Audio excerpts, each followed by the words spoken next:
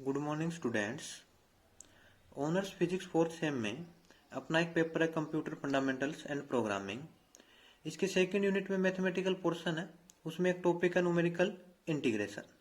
तो आज हम न्यूमेरिकल इंटीग्रेशन को डिस्कस करेंगे कि न्यूमेरिकल इंटीग्रेशन क्या होता है और न्यूमेरिकल इंटीग्रेशन में किन किन फॉर्मूलों का हम यूज करते हैं। न्यूमेरिकल इंटीग्रेशन में हम डेफिनेट इंटीग्रल को सोल्व करने वाले हैं। देखो डेफिनेट इंटीग्रल क्या होता है, सबसे पहले वो डिस्कस करते हैं। तो अपना इंटीग्रेशन दो टाइप से होता है, इनफाइनाइट इंटीग्रेशन और डेफिनेट इंटीग्रेशन। इनफाइनाइट इंटीग्रेशन क्या होता है, integration F X D x, जहां लिमिट नहीं गिवन होती। जैसे फॉर एग्जांपल हमें कह दें integration x square D X, तो इसका आंसर क्या आ जाएगा, एक्स की 3/3 प्लस सी कोई भी आर्बिट्रेरी कॉन्स्टेंट। फिर आता है डेफिनेट इंटीग्रल। डेफिनेट इंटीग्रल में हमें लिमिट गिवन होती है, जैसे इंटीग्रेशन ए से B F X D X.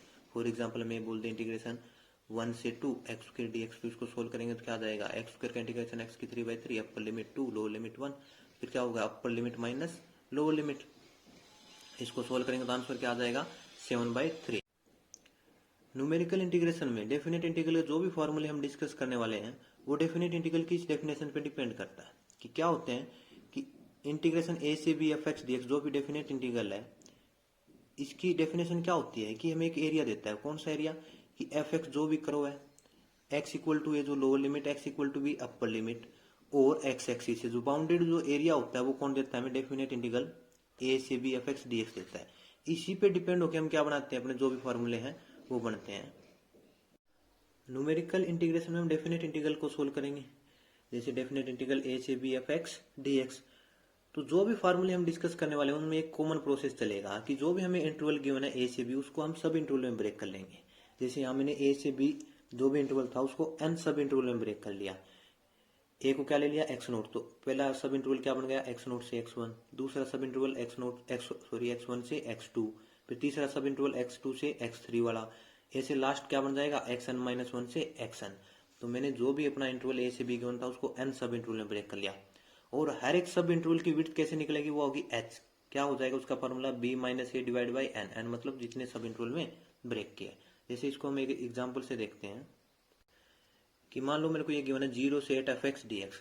तो मैं इसको जो भी इंटरवल था 0 से 8 अपना एक इंटरवल था, उसको 8 सब इंटरवल में ब्रेक कर रहा हूँ। तो कितने सब इंटरवल में ब्रेक कर रहा हूँ, 8। तो एन की वैल्यू कितनी हो जाएगी, 8। तो विड्थ देखो कितनी आएगी हर एक सब इंटरवल की, b minus A divide by N. तो 8 माइनस 0 डिवाइड बाई 8 तो कितना हो जाएगा 1। तो जो भी अपना सब इंटरवल बनेंगे उनकी विड्थ कितनी होगी, 1 होगी। तो क्या क्या बन जाएंगे सब इंटरवल, पहला बन जाएगा 0 से 1, फिर 1 से 2, फिर 2 से 3, 3 से 4, 4 से 5, 5 से 6, 6 से 7 और 7 से 8। तो कितने सब इंटरवल बन गए, 8 सब इंटरवल बन गए, 1 2 3 4 5 6 7 8 सब इंटरवल।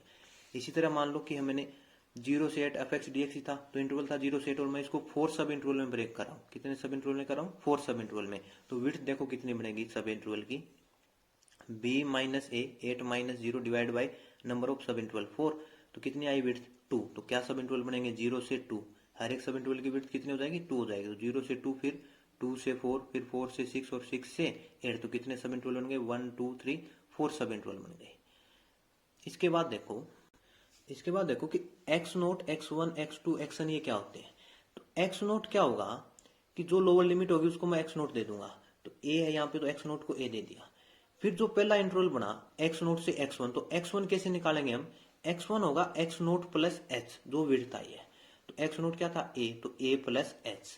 फिर x2 कैसे आएगा, जो दूसरा इंटरवल बना x1 से x2, तो x2 की वैल्यू कैसे आएगी, x2 की वैल्यू होगी x नोट प्लस 2h। तो x नोट a था तो a प्लस 2h एंड सोन।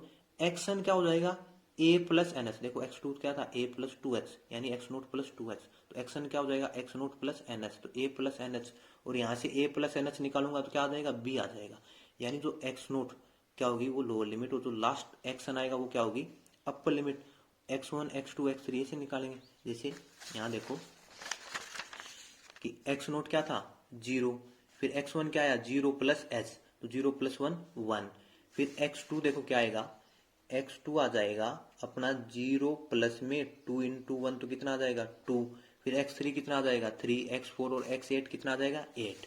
यहाँ पे देखो h की वैल्यू 2 थी तो x नोट 0। फिर x नोट क्या होगी जो लोअर लिमिट तो 0 होगी। फिर x1 क्या होगी x नोट प्लस h, तो 0 प्लस 2 2।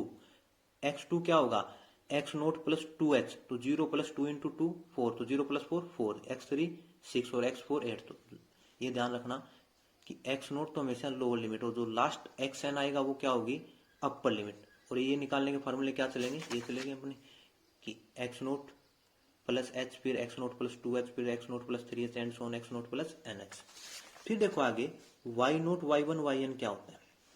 तो एफ ऑफ एक्स होता है, उसको हम लिख सकते हैं y equal to F of X, यानी जो भी फंक्शन एफ ऑफ एक्स क्या होता है वो y के इक्वल होता है। तो y नोट क्या होगी कि जो भी फंक्शन आया उसकी x नोट पे वैल्यू, तो y नोट क्या होगी एफ ऑफ एक्स नोट, यानी जो भी फंक्शन है उसकी x नोट पे वैल्यू। y1 क्या होगी जो भी फंक्शन है उसकी x1 पे वैल्यू, तो एफ ऑफ x1। इसी तरह y2 क्या हो जाएगा F of x2 and so on yn की वैल्यू क्या हो जाएगी जो भी फंक्शन है उसकी xn पे वैल्यू, तो एफ ऑफ xn के इक्वल। ओके, समझ में आया। देखो क्या किया हमने कि जो भी इंटरवल होगा उसको हम n सब इंटरवल में ब्रेक कर लेंगे। h क्या होगी उन सब इंटरवल की विड्थ होगी। फिर x note x1 x2 xn कैसे निकालते हैं, x नोट जो लोअर लिमिट होगी, x1 क्या होगी x नोट प्लस h, फिर x2 x nought plus 2h and so on x nought xn क्या हो जाएगी x नोट प्लस में nh। यहाँ x नोट क्या था a था, तो क्या हो गया a plus h a plus 2h and a plus nh। फिर y नोट y1 और yn क्या होता है, y नोट क्या होती है फंक्शन की वैल्यू x नोट पे, y1 फंक्शन की वैल्यू x1 पे, y2 फंक्शन की वैल्यू x2 पे, और yn क्या हो जाएगी फंक्शन की वैल्यू xn पे। ओके, न्यूमेरिकल इंटीग्रेशन में हम सबसे पहले ट्रापेजॉइडल रूल देखते हैं।